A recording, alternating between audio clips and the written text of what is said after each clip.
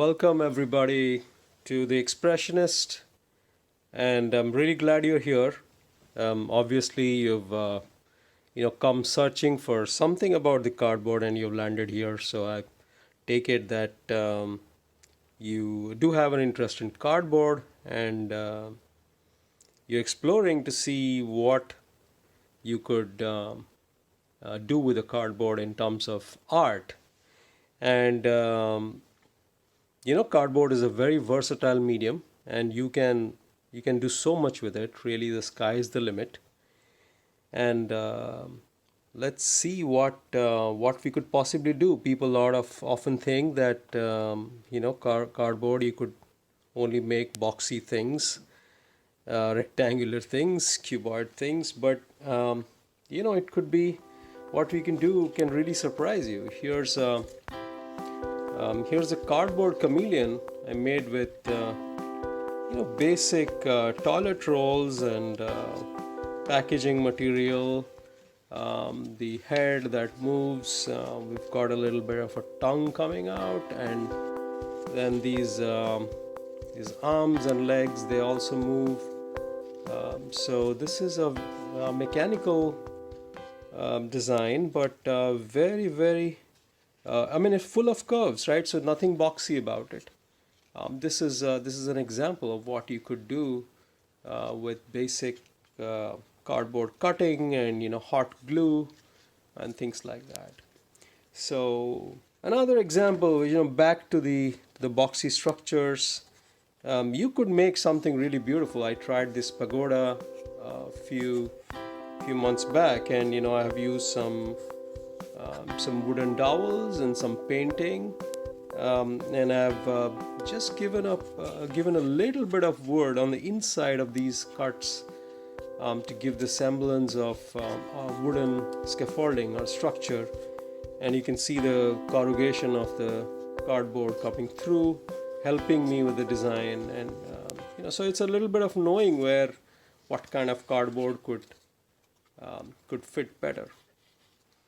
One more example of something really mechanical and fun, engineering based, is this nice little rover with complete with its wheels and all that. It moves, and you can see that it's got a lot of details. And remember that the level of details in your work also kind of adds some realism into it, right? So the more details you add, the more realistic your thing gets. So I naturally had to do a lot of sketching, a lot of design related decisions, the curvature and all of that when I did this, complete with some stickers that kind of tell you what make it really realistic. So this is an example, certainly not boxy,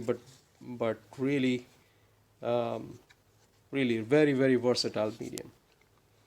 One more thing you could do is cutouts, right? So this example here, I've done a sort of a mandala style design, and I've cut out the inside. This obviously takes some skill, and how to use the knife on the cardboard, what kind of cardboard or what thickness of cardboard to choose. Some of the intricate cuts could be difficult if you have thin cardboard. So yet another example of what you could do with cardboard. And something abstract, right? So I recently did this view of Manhattan skyline. And you can see the sky.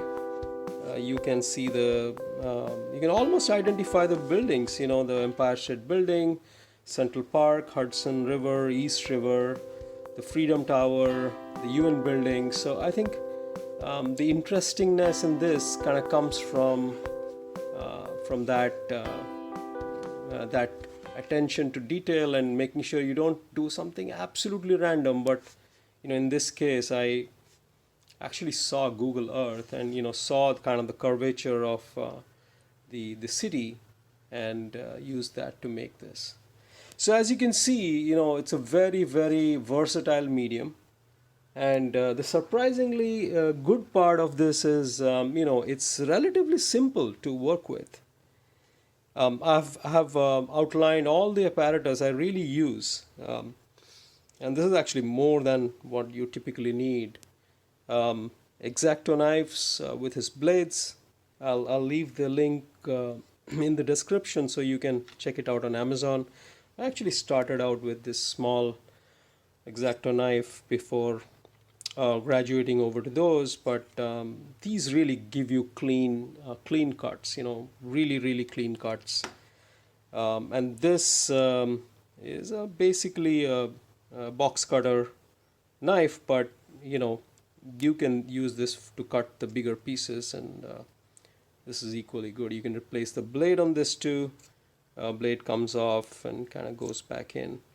So so that's kind of the cutting equipment. Oh yeah, this is the rotary cutter, right? In case you want to cut like circles, this is really helpful. You can adjust the pointer to the radius of the circle, and there's a little blade here that does the trick. So that's kind of the rotary cutter. And pencil, sharpened pencils, wooden dowels, cork can come in really handy. I'll show you one of my projects I'm really proud of later that used corks extensively. Then rubber bands, craft tape. This is very, very useful. It gets activated by water, so you don't just put water and it'll work like a glue. And this is very good at finishing things, giving it flat structure, giving a little bit of a color, if you may, variation to the. I mean, this has got a lot of different uses. I use this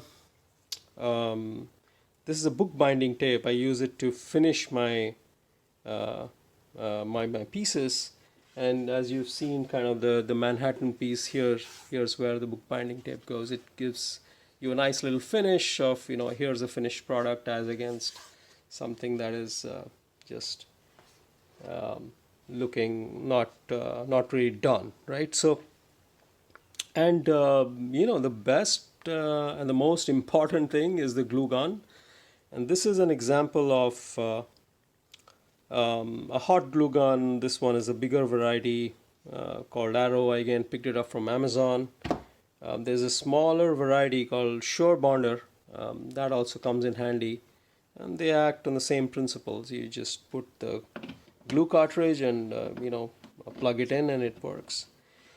So as I said, very versatile medium. I've cut a few pieces for you to get a sense of what kind of different textures you can give your design. You can cut, you can use your hands to peel off, to show the corrugation. You can do patterns and many things. And as you cut them, they also become very pliable. So this is an example I used in one of my other projects. I cut it from like the 2 dimensions, and suddenly it's become very pliable. So you could use it to wrap and do many things. Here's an example of a wheel. Used wooden dowels and cut little circles with the rotary cutter, and there you go, right? So, and my son here made a nice little flying saucer with some circles and half of a table tennis ball, and put nice little smiley on top. So very, very versatile medium. Of course, the sky is the limit. As you can see, it really depends on your creative expression. It depends on how much you can details you can go into, and design this so that effectively your expression, whatever you want to express, kind of comes out in the cardboard. And cardboard is good for some things. It's not good for everything, and we'll talk about it in some of the subsequent videos. But I'm glad you're here, and I'm glad that you've taken the step. Let's enjoy, and let's have fun with it. This is something really good that you can do in your spare time. You can give these creations as gifts to your friends. You can even keep them in your home. And the best part is you don't have to be an artist to do this, and you don't need a degree, but you just need time, and you need um, to open yourself up. You need to find your creative expression, and you can get really good at this. So more to come in subsequent videos. Stay tuned. Here's the Expressionist signing out. Thank you.